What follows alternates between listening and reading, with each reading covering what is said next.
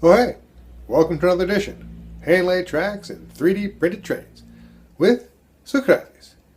Today we're taking a happy look at converting a 10-inch track. This is the first curved piece I made, and I was originally going to be using 10-inch calves, but I'm going to convert this into two smaller pieces with different backing.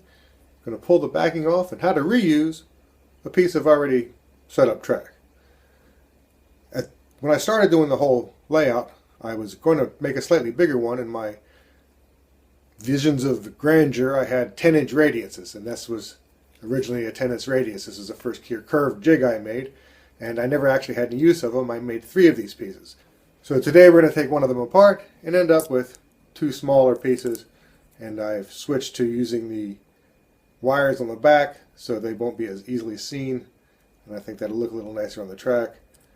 Slowly evolving the print itself, so I added some slices into the back so the wires can come down, and I cut one of the 3 pieces up and ended up with 2 nice little siding tracks.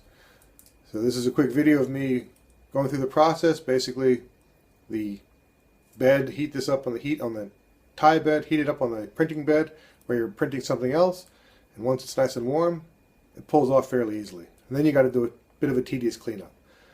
Hope you like it. Check it out. Print yourself some tie beds. And if something goes wrong, you can always take it apart and use it again. Thanks for watching.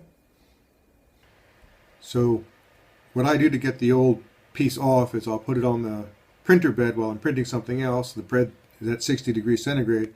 That warms up the backing on the plastic, and it makes it easier to pull off from the rails. The Pliobond kind of softens a little bit. And you carefully pull it off, and you end up with your old rail and no backing onto it. And in this case, I'm taking a piece of sort of a stock 10-inch curve that I prepared. It was, like I said, the second piece of track that I designed a jig for, and I had no plans exactly yet what I was going to make, but of course I wanted to have some track, so I made some curves, and I'm repurposing it for my stub tracks. These are little ends of an industrial, so I'm cutting it off flat. It's not made to have a joint to it, so I cut it off even, and that way I can use something I made a while ago and at least not waste the piece of track. And so I had to knock off the tie end on the one side so as to have a nice connection, because the other end is offset track.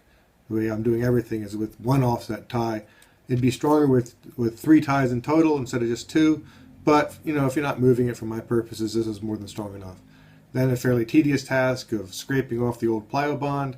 I'm using Pliobond 2-part adhesive from the US. You put one on one side and some on the other side. You let them both dry, and then you just stick them together, and it pretty much makes a wonderful bond, which has proved pretty difficult to take apart.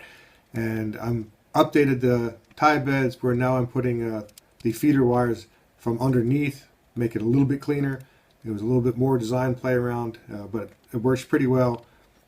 This is another one of those fiddly tasks, having just to tin the ends of the wire, and I figured I built another jig for it because I always build jigs, just because I found it very hard to keep the wires steady when I was trying to do it. I don't have an alligator clip thing. I had one once. I don't really like them, but you then stick a little pre-tinning on the bottom of the rail where you're going to be putting the wires, so that when you solder it together, it's a solder to solder joint, which makes it a whole lot easier to get it to combine. And I cleaned the rails fairly well with the little brush, but it still didn't seem like the solder was taking as well as it should have. But again, all this is a simple feeder wire off a stub industrial track, so it's not necessarily, you know, a critical piece of infrastructure, if you like. Then marking the ends of the rail where it's going to be sticking out for the connection, where it's going to be connected to the other piece of track, and then put new Pliobond on it. Give it a good shake. And if you use Pliobond or something similar, I found jamming a solid piece of wire through the little plastic cap when you're done using it keeps it from clogging the cap, because when you go ahead to open it again, you sort of spin the wire around and it gathers all the dried plastic glue in it and pulls it out clean. So I found that the tip stays nice and clean if you stick a piece of, I think it's 18 gauge or maybe it's, I think 18 gauge solid wire I put through it, and put your Pliobond on both sides. Give it about a half hour to dry off. Make sure you stick that piece of wire back through. Half hour later, it's dry to the touch. You know, in this case, I had to ease the wires back through the gap so everything fit nicely. And push it together, add a couple weights, let it sit overnight, and it's a finished piece of track. And that's how I went ahead and repositioned repurposed a simple piece of track, and ended up with a nice stub end track. So it's a nice short end on the other side and still has a connection on the one side. And with the wires coming out the back, I think it'll be better on the track that way. So thanks for watching. Take a look next time, and see you again soon. Going to go install this on the track now.